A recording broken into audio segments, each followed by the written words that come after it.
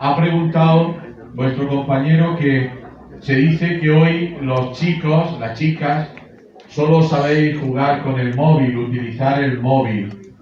Y entonces su pregunta es, ¿un chico o una chica qué puede hoy hacer por los demás? Las generaciones más jóvenes, pero no solo vosotros, también los de mi edad, podemos estar muy centrados y no ver más que por la pantalla de un móvil, por la pantalla de una tablet o por la pantalla del ordenador. ¿Qué es lo que pasa? Que muchas veces esa pantalla que me enseña o que me puede enseñar muchas cosas, también me come el coco. Esa es la realidad. Y llega un momento en que esas cosas me pueden robar el cerebro. Y es verdad que tú, fijaros vosotros, que piense cada uno cuántas imágenes ve cada día, cuántas cosas escucha cada día, cuántas cosas ve en internet o donde sea cada día. ¿Sois capaces de retener todo? No, no. Al final salimos muchas veces de estos medios de comunicación nuevos, de estos medios digitales, y resulta que no nos ha quedado nada. ¿Por qué? Porque no hemos interiorizado. Porque hemos tenido tal avalancha de información que al final no hemos sido capaces de asimilar nada. Por tanto, a lo mejor hoy conocemos más cosas, pero somos menos sabios. Eso es la verdad, porque no asimilamos. Pero la segunda parte de la pregunta que tú hacías, que es muy importante, ¿qué puede hacer un chico, un joven hoy, por los demás? Pues mira, yo creo que en primer lugar hay que delimitar quiénes son los demás. Y yo empezaría diciendo, los demás son los que tienes al lado. Tu familia, tus compañeros de clase, tus amigos cuando sales del instituto. Esos son los más próximos, ¿no? Y por tanto, lo que un chico joven puede hacer es estar con los sentidos abiertos, con el oído, con la vista abierta, para ver qué necesita el otro, para tener gestos con el otro. Por ejemplo, en esta pandemia, de las cosas que hemos echado mucho en falta, ha sido poder abrazar a las personas que queremos, poder tocar a las personas que queremos. Y nos hemos dado cuenta lo importante que son los pequeños gestos. Pues hay muchas veces que a lo mejor un compañero tuyo está más solo, o no sabe hacer una tarea, o está teniendo rechazo por parte de algunas personas, ¿no? Pues ser yo el que se acerque, el que ayude, el que tiende la mano. Eso es lo más sencillo que uno puede hacer, porque muchas veces queremos cambiar el mundo, pero no somos capaces de cambiar nuestro entorno. Por eso yo creo que lo primero que tenemos que hacer es cambiar nuestro entorno. Y después también pues podemos hacer mucho por los demás. Podemos también colaborar en organizaciones o colaborar en grupos que trabajan en favor de los demás. Hoy hay la Iglesia, pero no solo la Iglesia, que trabaja por los pobres, por los más necesitados. ¿Por qué un joven no puede colaborar con Cáritas? ¿Por qué un joven no puede colaborar en ayuda a los demás, etcétera, ¿no? Por tanto, un joven tiene muchas cosas o puede hacer muchas cosas por los demás. Pero yo insistiría, empezando por los que tenemos más cerca. Gracias.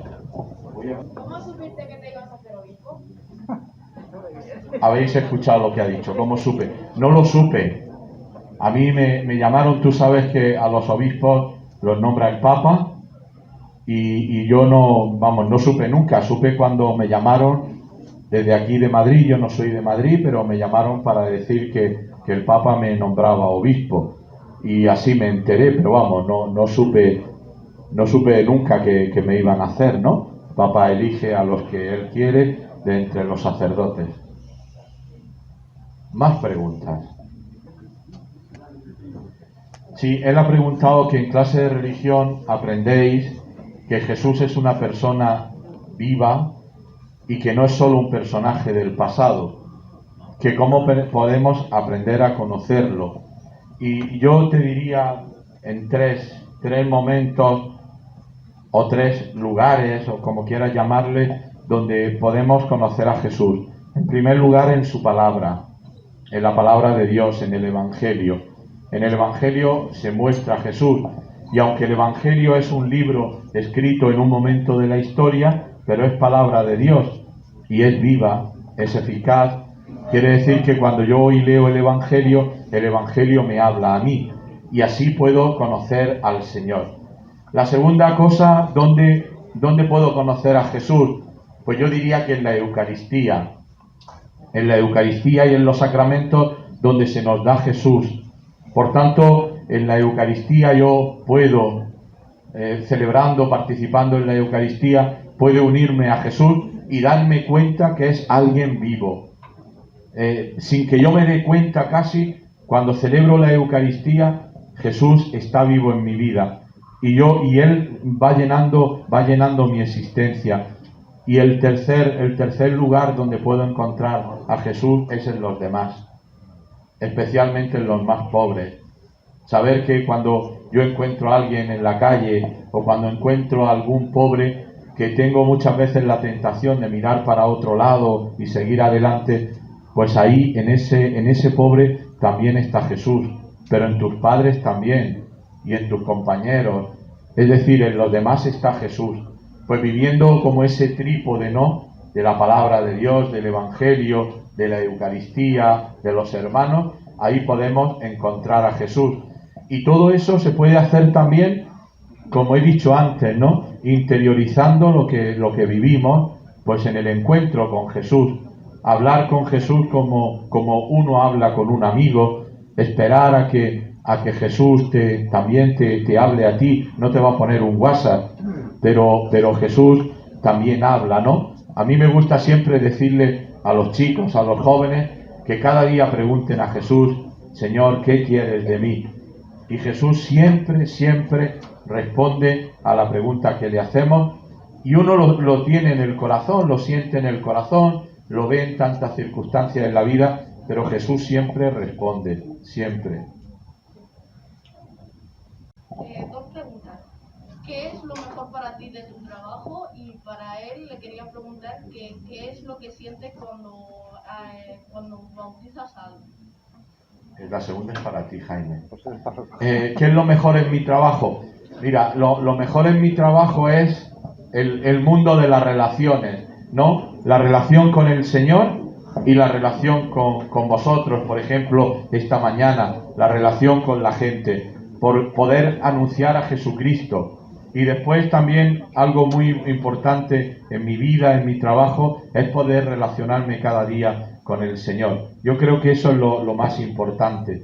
Lo más importante es poder transmitir a Jesucristo a tantas personas que quieran escuchar, sean niños, sean jóvenes, sean mayores, sean familias. Eso para mí es lo mejor. Para mí estar con la gente como estoy hoy con vosotros es lo mejor que tiene la vida de un obispo. Y como la segunda pregunta era para Jaime, Pues mira, va a ser 20 años de que soy cura, ¿vale? Entonces, pues nunca he contado cuántos niños he bautizado, pero a lo mejor cerca de 1000.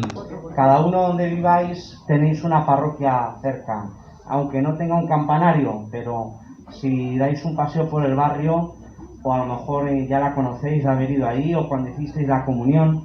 Bueno, pues en esa parroquia hay muchos bautizos normalmente. Hay muchas familias que traen a los niños a bautizar, ¿no? O sea, eso es muy bonito cuando pues traen a lo mejor desde los muy pequeños, recién nacidos, prácticamente al poco de nacer. Hay quien los trae enseguida a bautizar, otros tardan más, hay niños más creciditos ya que andan ellos solos, ¿no? E incluso he llegado a bautizar pues muchas veces niños ya de 8 o 9 años que estaban preparándose para la comunión sin bautizar, y algún chaval incluso de 13 años, 12 años. Ya los más mayores lo bautiza mi jefe, que es el obispo. Eso ya se los dejo para él. A partir de 14 años los bautiza él, ¿no? Pero por menos de 14 los bautizo yo. Entonces, la pregunta, ¿qué es lo que siento? Pues cuando empezaba, los primeros días que yo era cura, pues mucha ilusión, porque pues yo me hice cura, entre otras cosas, para eso, para bautizar a la gente, ¿no? Y era muy bonito poder decir las palabras del bautismo, que no sé si las conocéis, por si alguna vez es necesario que las uséis en caso de necesidad. Todos los cristianos deberían conocerlas, que es las palabras: yo te bautizo en el nombre del Padre y del Hijo y del Espíritu Santo. ¿Sonaban? Bueno, pues entonces a mí me emocionaba mucho poder usarlas y bautizar a los niños, ¿no? Luego, conforme pasan los años, a veces puedo tener el peligro de caer en la rutina, ¿no? Sobre todo si tengo bautizos de 10, 12 niños que venga uno y otro, pero bueno, sí que intento vivirlo como lo que realmente es, que Dios les hace a estos niños hijos suyos, ¿no? Por el bautismo, y que les quiere de un modo especial, ¿no? A esos niños en el momento de bautizarles, ¿no? Entonces siempre me gusta y siempre me emociona, y me da mucha pena cuando hay familias que no bautizan a sus hijos. Por eso intento facilitarles los horarios, y a veces me llega una familia y me dice, pues puedo bautizarles el domingo a, yo que sé, a las 8 de la tarde, que a lo mejor a mí me viene fatal, a lo mejor ya me quiero ir a mi casa. Digo, venga, sí, pues también, ¿no? O sea, porque bautizar a un niño es de lo más bonito que hay. Así que bueno, pues está la respuesta, ¿vale? Me he acordado por lo que acaba de decir Jaime, que este año, en la Semana Santa, hemos bautizado a 3 chicos de vuestra edad, quizá un poco mayores, porque estaban en segundo de bachiller y tenían 18 años los 3 chicos. Y a la pregunta que tú hacías, la verdad es que a mí me emocionó mucho ver la fe tan viva que tenían estos chicos, así como vosotros, y con las ganas que tenían de recibir el bautismo. Pero es una emoción muy fuerte, como ha dicho don Jaime. Más preguntas.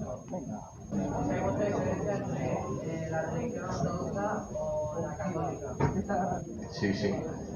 Bueno, entre las iglesias orientales ortodoxas y la Iglesia católica no hay grandes diferencias. No hay grandes diferencias. Bueno, sabéis que históricamente la división fue más política que religiosa, esa es la pura verdad, aunque hay algunos aspectos, ¿no?, de las iglesias católica y ortodoxa, ¿no?, que pueden haber diferencias. Pero no sé si sabéis que hay iglesias orientales que tienen el mismo rito y la misma teología de las iglesias ortodoxas, pero que son católicas. Por ejemplo, aquí en el sur de Madrid, en lo que es la diócesis de Getafe, hay una comunidad ucraniana muy importante. Una comunidad ucraniana muy importante que es católica.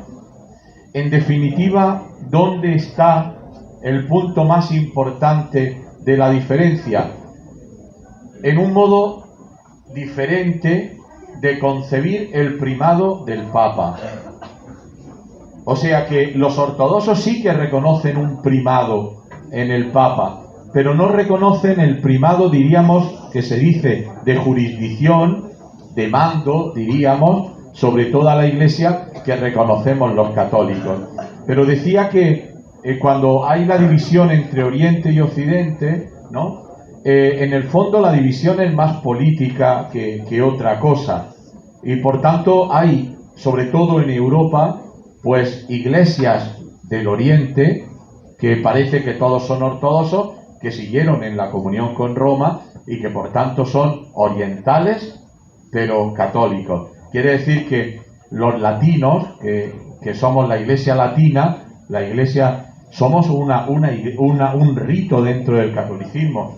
Pero hay en Rumanía, por ejemplo, pues hay ortodoxos, pero hay católicos orientales, ¿no?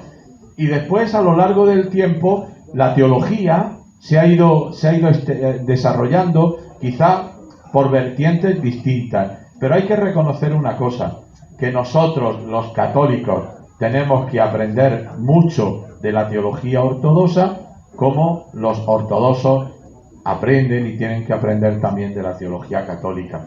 Pero bueno, no sé si he resumido. Creo que el punto fundamental estaría en la aceptación del primado de Pedro, pero la fe es la misma, el credo es el mismo, los sacramentos son los mismos, Los ritos, el modo de celebrar son diferentes, pero insisto, hay católicos que también celebran por el rito oriental.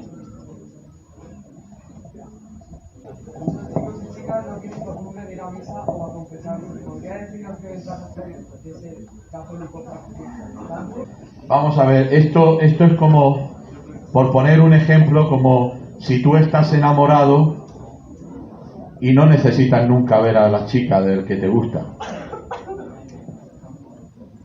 Es como tú dices, yo creo en Dios, pero no necesito a Dios. O esto es como el que dice, yo no necesito comer para vivir.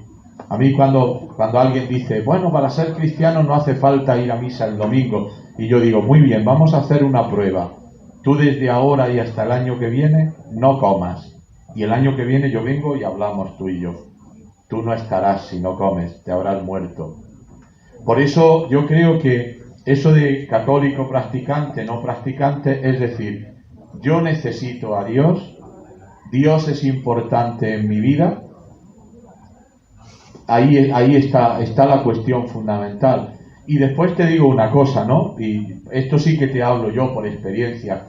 A mí, ir cada domingo, yo desde que nunca recuerdo un domingo que no haya ido a misa, a no ser que haya estado enfermo, pero no recuerdo ningún domingo que no haya ido a misa en mi vida. Y a mí el ir a misa cada domingo a lo largo de mi vida me ha ayudado a ser mejor, sin lugar a duda. Me ha ayudado a ser mejor. Y el confesarme, el reconocer que no todo lo hago bien, el reconocer que hago pecados, pues me ha ayudado también a ser mejor, porque Dios no solo te perdona en la confesión, sino que te invita a ser mejor y te invita a no hacer aquello de lo que tú te sientes arrepentido, porque sabes que en el fondo no está bien. Tú puedes con tu compañero decir, va, yo soy más que nadie, pero en el fondo cuando tú te quedas solo, hay una lucecita dentro de tu corazón, dentro del interior, que se enciende cuando algo no haces bien, y tú sabes que no lo has hecho bien. Aunque te cueste trabajo reconocerlo, incluso aunque te cueste vergüenza. Yo cuando voy a confesarme, yo me confieso también, como es natural, y yo cuando voy a confesarme con un sacerdote, me da muchas veces vergüenza decir mis pecados, porque no me gusta reconocer que no hago bien, ¿no? Pero hay algo en mi interior, que es la conciencia, que me dice que yo no he actuado bien. Por tanto, a la pregunta es, en el fondo la respuesta a tu pregunta es, ¿tú amas o no amas? Si amas, quieres estar con la persona que amas. Por tanto, si tú amas a Dios, quieres estar con Dios, dedicar a Dios un tiempo, ¿no? Había levantado... En las familias donde hay divisiones o peleas, ¿cómo se hace para que en la batalla? Habéis oído la pregunta, es muy importante. En las familias donde hay divisiones o peleas, ¿qué puedo hacer yo para que no la haya? Pues mira, lo primero que uno tiene que hacer, para que no haya división es intentar rebajar lo que nos divide. Entonces, en vez de ir a un sitio y a otro diciendo lo malo que es el contrario, diciendo lo bueno que es el contrario, las cosas buenas que hay, ¿no? Y después ser tú un elemento de reconciliación y no de enfrentamiento. Y bueno, y cuando uno es creyente ante una división, porque no siempre uno puede hacer lo que quiera, pero cuando uno es creyente también rezar para que el Señor toque el corazón de las personas que están divididas, que están enfrentadas y que puedan encontrarse. Pero yo creo que sería bueno el no echar más leña al fuego, sino todo lo contrario. Si uno te ha hablado mal del otro, no ir corriendo a decirle, el otro me habló mal de ti, sino todo lo contrario. Oye, ¿sabes que el otro te aprecia, te quiere? Y porque muchas veces todas esas divisiones las hacemos en nuestra cabeza y llegan al corazón, que es lo que realmente nos divide. ¿En qué se debe notar? Ha preguntado que un chico o una chica de vuestra edad es cristiano, ¿no? Pues, en primer lugar, notar hacia afuera es el testimonio. lo que uno se nota es el testimonio, que ese chico, siendo uno de nosotros, sin embargo, tiene un estilo diferente a la hora de tratar a los demás, a la hora de hablar, a la hora de comportarse, a la hora de divertirse. Porque cuando yo estoy con otra persona que es como yo, que es mi amigo, y veo que él es diferente en el fondo, yo me pregunto, ¿y por qué este tipo es diferente a mí? ¿Por qué este tipo es feliz, alegre? ¿Por qué? ¿Qué es lo que diferencia? Y yo querré saber por qué esa persona es diferente. Si yo escarbo un poquito, y también está en tu pregunta en qué se nota, me daré cuenta que es un hombre que reza, un chico que reza, un chico que celebra los sacramentos, un chico que vive, como he dicho antes, la caridad. Pero todo eso que nosotros vivimos, la fe, la oración, la caridad con los demás, después eso se nota en la vida. Yo me he encontrado con muchas veces con chicos que son diferentes y que llevan su fe, la llevan a los demás. Os voy a contar una historia, os voy a poner un ejemplo, que por cierto me gusta mucho poner este ejemplo. Un chico de vuestra edad que vestía como vosotros, con sudadera, con deportivas, que le gustaba también la Play. Es un chico italiano que se llama Carlo Acutis. Han oído hablar de él, ¿verdad? Bueno, pues Carlo Acutis para mí es el modelo de un chico cristiano. No en vano, la Iglesia lo ha declarado beato y pronto, estoy seguro que pronto será San Carlo Acutis. Murió con 15 años y era un tipo fenomenal. Porque si vosotros lo veis ahora donde está enterrado, va vestido como vosotros vais vestidos ahora. Y a mí hay cosas de Carlo Acutis que me llaman mucho la atención y que veo que vuestro profesor de religión ya os ha contado. Pero, por ejemplo, a mí me llama mucho la atención que cuando Carlo Acutis muere, a su funeral van muchos pobres, mucha gente que está en la calle, que en Italia llaman barboni. Van muchos barboni y se acercan a sus padres a darle el pésame, y los padres no sabían por qué estos señores conocían a su hijo, y sin embargo ellos le cuentan por qué lo conocen, porque cuando iba al instituto como vosotros se paraba, hablaba con ellos, le daba el bocadillo que llevaba para el instituto, le daba algún dinero si llevaba en el bolsillo. Y sin embargo Carlo Acutis es un enamorado de la Eucaristía. Hay una frase preciosa de Carlo Acutis que dice: la Eucaristía es mi autopista hacia el cielo. Pero hay la frase que a mí más me gusta de Carlo Acutis, y me gustaría casi que lo apuntarais en vuestra cabeza para llevarlo al corazón. Dice Carlo Acutis esta frase: todos nacemos originales y algunos mueren fotocopias. Toma ahí. Todos nacemos originales y algunos mueren fotocopias.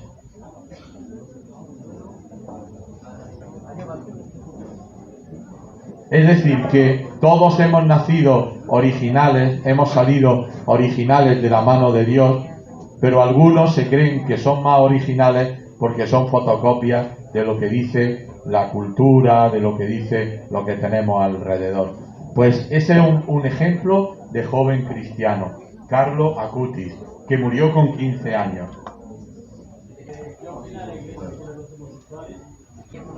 Bueno, la Iglesia respeta a los homosexuales como respeta a todo hombre. La Iglesia no juzga a nadie. La Iglesia simplemente transmite lo que ha recibido de la revelación de Dios, ¿no? En un principio los creó hombre y mujer, por eso dejará el hombre a su padre y a su madre, se unirá a su mujer y serán los dos una sola carne.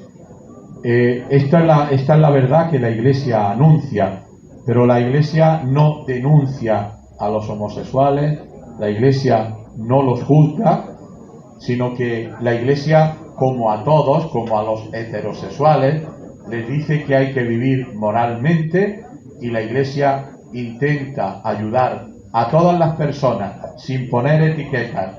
Nosotros cuando alguien llega a la Iglesia no ponemos una etiqueta: homosexual, heterosexual, rubio, moreno, alto, bajo.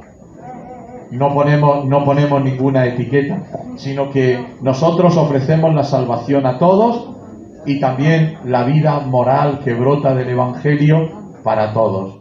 Esa es la postura que tiene la Iglesia de respetar a todos y de proponer el Evangelio y la vida moral, como te he dicho, tomado de la palabra de Dios, a todos. Si Dios nos quiere por igual y nos por igual, ¿me podrías explicar por qué los hombres pueden tener muchos más cargos en la iglesia que las mujeres? Sí, también por respeto a lo que hemos recibido del Señor. Mira, el Papa Francisco pone un ejemplo que es muy bonito, una imagen que es muy bonita. Dice que la Iglesia es una pirámide invertida, que los que están más en el pico de la pirámide, que es el Papa, que son los obispos, etcétera, etcétera, no están arriba en la Iglesia, sino que están abajo para servir a la Iglesia.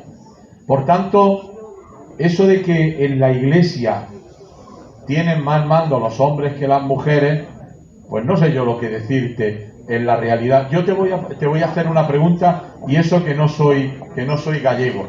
Hombre, si tú lo cifras todo en el poder, pero ya por eso te he puesto la imagen de la pirámide, ¿tú quién crees que es la persona humana más importante en el cristianismo? La persona más importante en el cristianismo no es el Papa. A ver si sabe alguien quién es la persona más importante en el cristianismo, en la experiencia cristiana. La Virgen María. Y que yo sepa, la Virgen María no es un hombre. La Virgen María es una mujer. No estoy hablando de importancia de creencia, estoy hablando de puesto. ¿Por qué una mujer no puede llegar a ser papa, pero un hombre sí? Es lo que estoy queriendo decir. Eso es lo que intento explicarte. Que si todo está en orden al poder, a quien manda, pero es que en la Iglesia no tiene que ser así, no tiene que ser en torno a quien manda. Pero bueno, te voy a contestar más directamente a la pregunta. Pues mira, sencillamente porque el Señor eligió a 12 hombres para una misión concreta.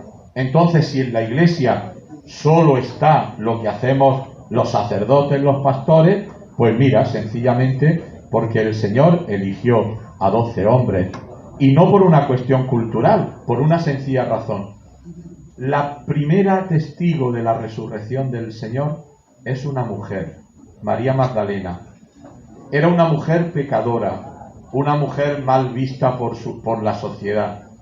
Y sin embargo es la primera testigo. Mira, en tiempo de Jesús, según la ley judía y la ley romana, una mujer no tenía capacidad de declarar en un juicio. Te pongo un ejemplo.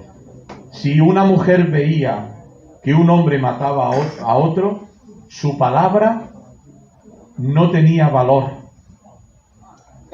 Aunque lo hubiera visto, no tenía valor, porque no tenía una palabra en la sociedad. Solo podía testificar si era su marido el que tomaba la palabra de esta mujer. Y en ese contexto el Evangelio dice que la primera mujer que ve a Jesús resucitado, la primera persona es una mujer, y encima una mujer mal vista por la sociedad. Desde luego, si yo hubiera querido extender el cristianismo, no hubiera elegido a una mujer mal vista para ser la primer testigo de la resurrección. Por eso hay dos cosas que yo te quisiera contestar. La primera, para hacer presente a Cristo, que humanamente es un hombre, Él eligió a hombres. Y ya la Iglesia ha dicho como algo definitivo que esto no cambia por la cultura, sino que es esencial a la fe. Y en segundo, ¿por qué? ¿Dónde está escrito que los que somos elegidos para representar a Cristo, la persona de Cristo, tenemos que ser los, como tú has dicho, los más importantes en la Iglesia? Yo estoy convencido de que hay muchas mujeres en nuestras parroquias, hay muchas religiosas que trabajan con los más pobres, que son más importantes en la Iglesia que yo. Porque si yo me muero y me pasa algo, dentro de 3 meses hay otro obispo. Pero muchas veces, si faltan estas personas que están en la base de la sociedad, cambiando la sociedad, a lo mejor no es tan fácil sustituirla. Por tanto, quizá lo que en este debate por la mujer sacerdote, sí o no, tendríamos que cambiar el mismo concepto de Iglesia. ¿Por qué se manda más porque uno sea sacerdote o el papa o lo que sea? De todos los santos, ¿cuál es el más importante? Bueno, yo creo que ahí no se puede hacer un baremo de cuáles son más importantes. Sin lugar a duda que la Virgen. Pero de todos los santos, bueno, pues yo creo que los santos representan el rostro muy plural de la Iglesia, y a cada uno como que nos llama la atención más un santo que otro, y en cada momento la Iglesia nos pone como testimonio pues santos que tienen mucho que decirnos, pero yo no hablaría de quién es el más importante. Si a todos nosotros nos ha creado un hombre y una mujer, a Cristo lo creó el Padre Nuestro, ¿a quién creó el Padre Nuestro? No, Dios no es creado, Dios existe desde siempre. Somos nosotros, Dios no hay principio para Dios. Vamos a ver, nosotros tú y yo no tenemos más remedio que pensar en un espacio y en un tiempo, o en un tiempo y en un espacio, ¿no? Y tú te preguntas, ¿cuándo es el comienzo de Dios? Dios no tiene comienzo, existe desde siempre.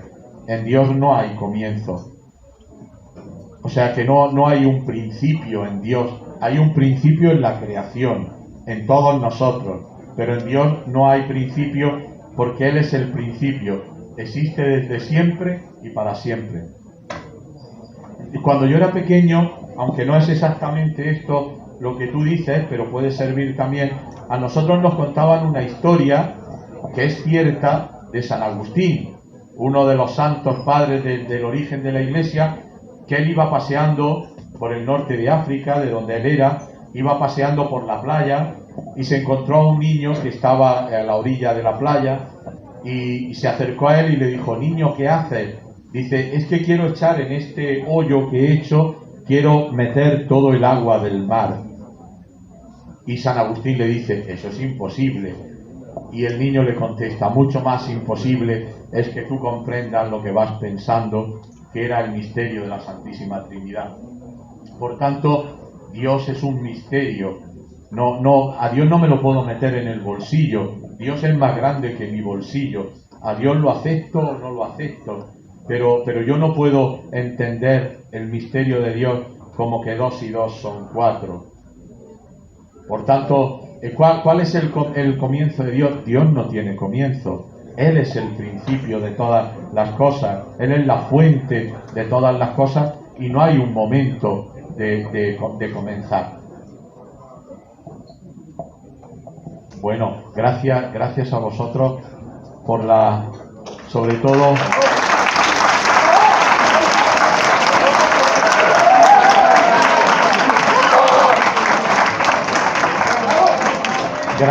Quería decir gracias a vosotros de verdad por la delicadeza en vuestras preguntas, ¿no? Y también por la escucha, porque veo que habéis estado escuchando para ser tanto. Gracias y ánimo. Solo os quería decir una cosa, Jesucristo es con mucho lo mejor y el que se agarra a Jesucristo tiene la felicidad.